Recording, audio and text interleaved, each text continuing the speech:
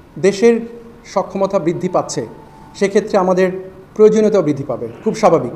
লালমনিরহাট যে বিমানবন্দরটি, এটা অনেক পুরনো একটা বিমানবন্দর, এটা আগে ছিল, ব্যবহার হয়নি। প্রয়োজনের নিরিখে সেটাকে আবার সচল করা হচ্ছে, নতুন করে কাজে লাগানোর চেষ্টা করা হচ্ছে। আপনি নিজেই বলেছেন যে ওখানে একটা ইউনিভার্সিটি করব, অ্যারোস্পেস ইউনিভার্সিটি হবে এবং এভিয়েশনের কর্মকাণ্ড প্রসারিত হবে।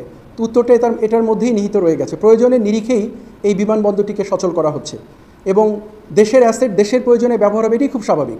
এতদিন প্রয়োজন হয়নি, ব্যবহার হয়নি, এখন প্রয়োজন পড়েছে, ব্যবহার হচ্ছে এবং তার কারণে এটাকে নতুন করে সংস্কার করা হচ্ছে, কলেবর বৃদ্ধি করা হচ্ছে, সেখানে নতুন কর্মকাণ্ড পরিচালনা করা হবে। চীন এই বিমানবন্দর ব্যবহার করবে কি না, কবে ব্যবহার করবে, এ ব্যাপারে কোনো তথ্য আমার কাছে নেই।